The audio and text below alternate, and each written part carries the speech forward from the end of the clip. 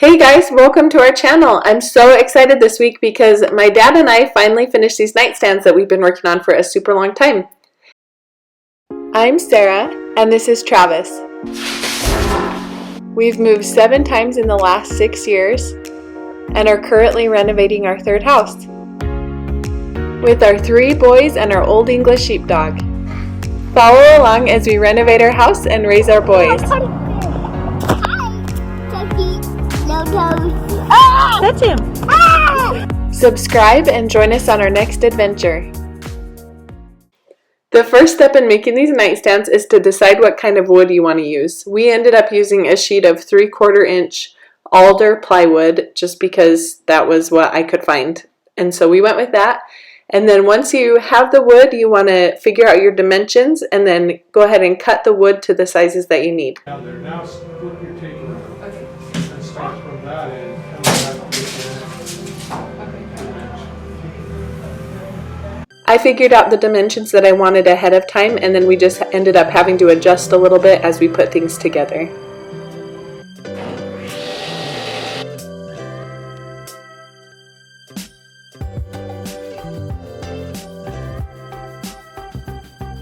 Once all your pieces are cut, you want to make sure that the pieces that correspond together, like the sides and the top and bottom, are all as close to the exact same size as you can get, just so that when the box comes together, it's as square as possible.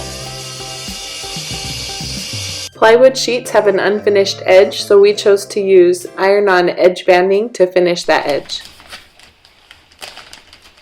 You want to take a video of why this old man can't open a plastic bag. Yeah. To apply the edge banding, you'll need an iron, a razor blade, and an edge banding cutter thing. And when you're ready, you just take the edge banding, line it up like this, get the iron hot, and go ahead and iron it on. Once it's applied, it will overhang just a little bit, most likely, and that is when you use the edge banding cutter tool. Okay, so what you do is squeeze this, slide it down here.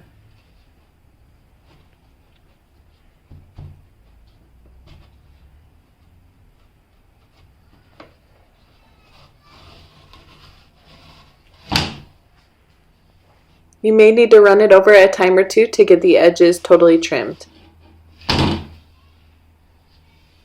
Then you just want to take the razor blade and cut off the extra edge banding on the corners.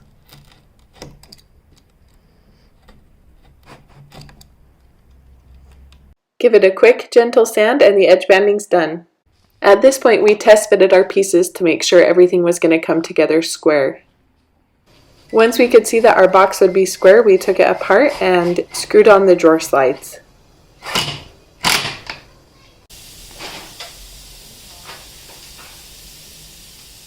The next step is to build your drawers. So I missed recording this part, but we did what I believe is called a dado joint, which is done on a table saw by adjusting the blade. And basically all the sides have this cut through it, and then the bottom of the drawer is just kind of loose in there. And the sides of the drawers are secured together with a little bit of wood glue and some finish nails.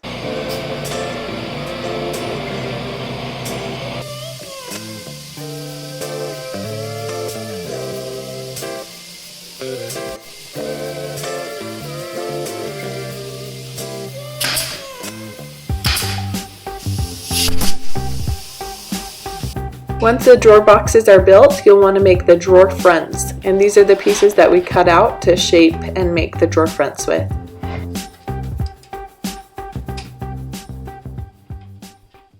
Next, we used a Craig jig to make some holes so that we could attach the frame of the drawer fronts together.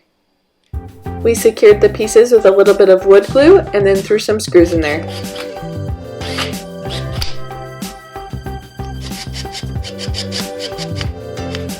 The frames are just set up onto the drawers, but it's almost done. Okay, so I forgot to record some of this. I went ahead and filled the holes right here and all over the nightstand, and then I've started staining this. Done about half so far. So I'm going to finish staining this and then we'll assemble the rest of it. I have the caning soaking in just kind of warmish hot water. And that is just to keep it from being too brittle and to let it kind of relax. That way when we attach it to the drawer fronts, when it dries, it will tighten so that it doesn't sag or look really loose.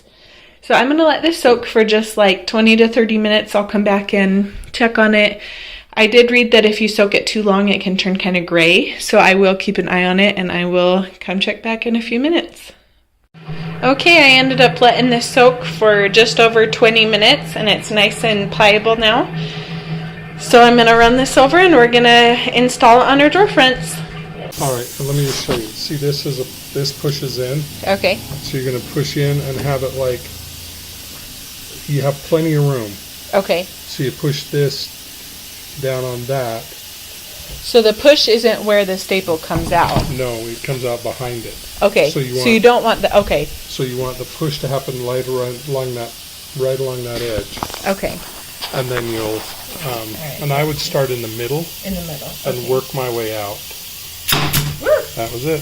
Okay, that's not and then move down an inch or two and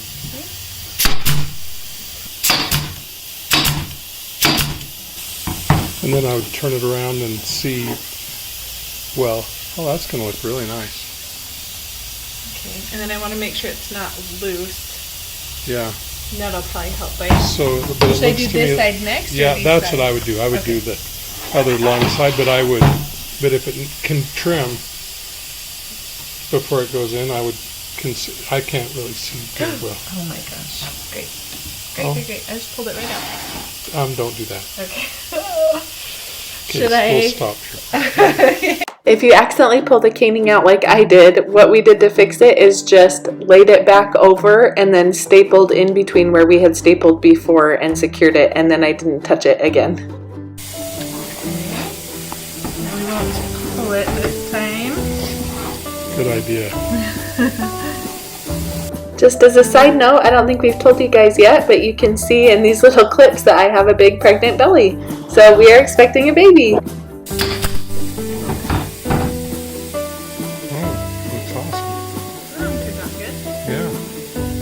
This is what the natural caning looked like. I wanted it to not be quite as contrasting with this stain, so I ended up staining the caning itself.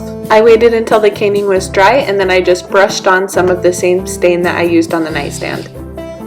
We went with some metal hairpin legs, and to attach them we just pre-drilled the holes and then found some kind of shorter screws and screwed them on.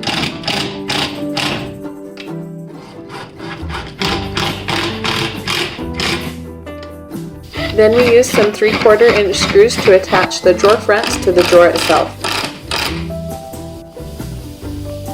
And the last step is measuring and screwing on the handles.